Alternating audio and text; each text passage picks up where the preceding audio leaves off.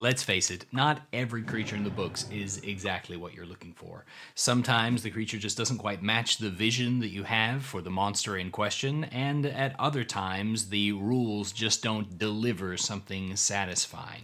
So, when and how do you customize them? That's the question that Brady asked, and that my wonderful tank class supporters here on YouTube selected for today's topic. When do I customize personally?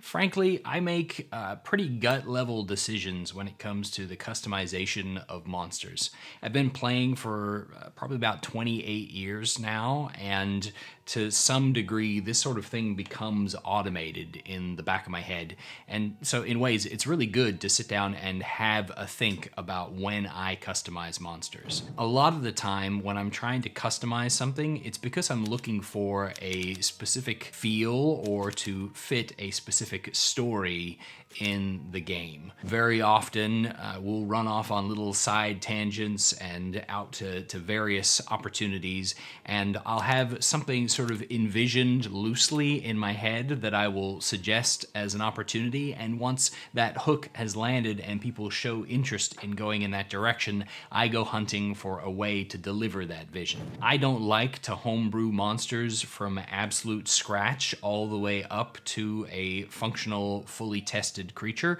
because I feel like relying on people who are going to actually spend the time, because it's their full-time job, to do the math, follow the guidelines, and have that day in, day out interaction with the creation of monsters are probably going to do a better job than I will at getting the numbers correct.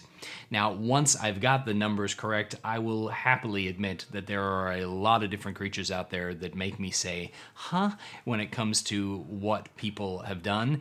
And some of those things I just sort of rule of thumb understand. For instance, the idea that damage resistance against non-magical weapons increases the CR so drastically at some of the mid-level tiers of play makes no sense whatsoever in being included in the calculations, and so you know that creatures of that CR are just going to be beaten a lot easier if their hit points are taking into account this big boost from something that's not going to actually apply. Little things like that you just get used to. So when I'm trying to fit this vision, I look for something that's close and then I modify from there. That way I know that the bulk of everything is gonna land about where it's supposed to, and then I can make adjustments. Now obviously there are outliers all over the place, but that's my general when do I customize. The other time that I customize is when I'm looking to craft something exciting and fun and different from anything that people might have experienced before. I put out a lot of shorts nowadays of ideas for people on creating different monster hunter bosses or boss monsters for their games, and those kinds of things get me excited. The idea of bringing in a mechanic from a video game or the like and pulling it in and putting it onto a monster in order to make something thematic and cinematic and interesting for them to battle, something that is more of a puzzle than just a bag full of hit points. Those are probably the main times that I customize.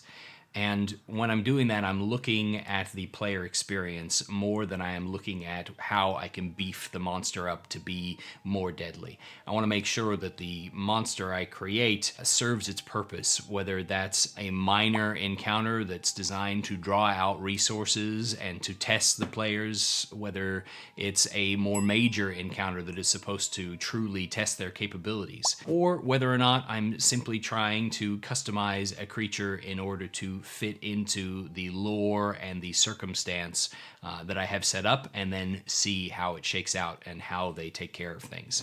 Because I don't prefer to homebrew, I tend to make minor tweaks to creations that are already in play so that I can improve them to some degree. One of the ones that sticks out in my brain is various fiends have the ability as an action to teleport short distances, but because it's an action, it's almost never the correct and most viable option. The only opportunity to really use it is for either a wasted surprise round where they appear on the field, da da da da, and can move, and that's it for their surprise round, or when they're attempting to flee away, which admittedly is a useful and good option, but given that fiends are not typically worried about their eternal existence, they're actually less likely to flee than others, so why put teleport even on their stat block? I reduce those actions down to bonus actions on a regular basis because adding a bonus action teleport adds movement and changeability to the battlefield and requires people to play the tactical game instead of just grabbing up tank and spank and fighting up close with no real adjustments to how things might go. That one's just a simple thing that I change because the design of the monster doesn't fit my needs, doesn't fit my vision for fiendish interactions. Other than that, I tend to customize damage totals when I need to increase the damage that is going to be being put out in a fight without adding the slog of putting on extra creatures on the field. I run tables of 6 people, and so I have to adjust the power level of fights in order to meet a 6-person table where they're at in terms of their own power, and adding additional creatures or additional hit points, though it evens out the action economy and or makes them last long enough to deal the same kind of damage that they would in a smaller party. The huge downside to that is that it takes longer in both cases. More actions means more time I'm wasting doing the actions, and more hit points means that it just takes longer without actually adding anything to the tension.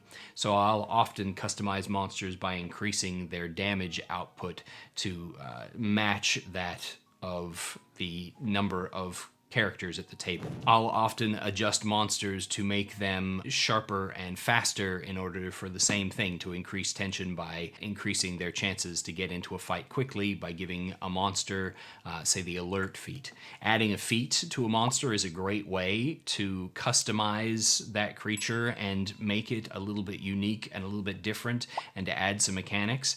There's a bunch of simple feats that are commonly used by players, and so they don't take up a ton of cognitive space in order to build on them by just adding, say, the mobile feat or the charger feat. By adding heavy armor mastery, you can make small changes that are going to adjust the feel of encounter without drastically changing things.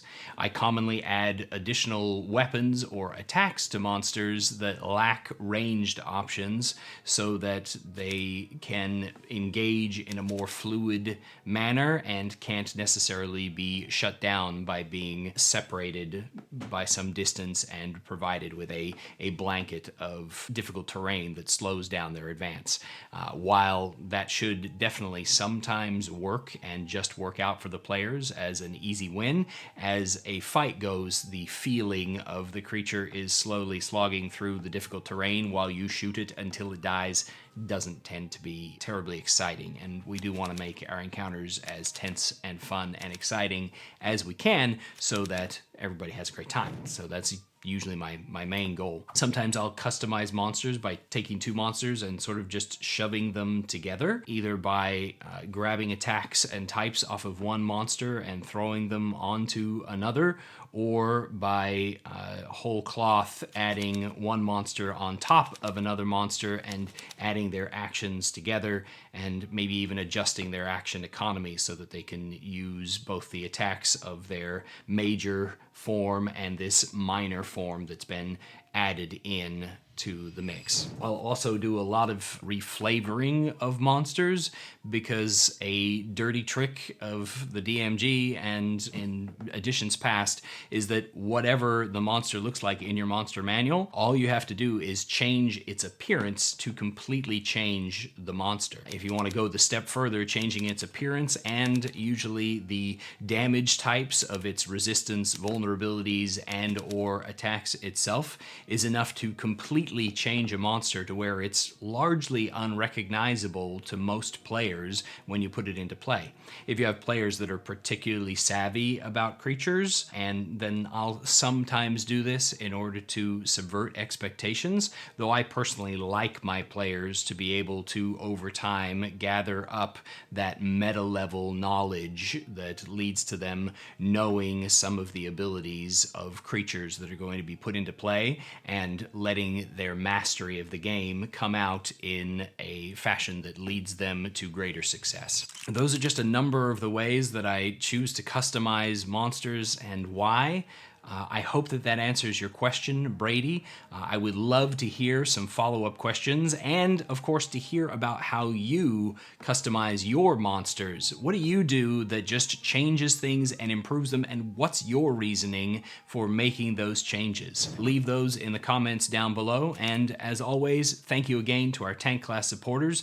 Please consider becoming one and getting your musing topic mused upon and supporting the channel. I appreciate you all. Thanks so much for watching, and happy adventuring.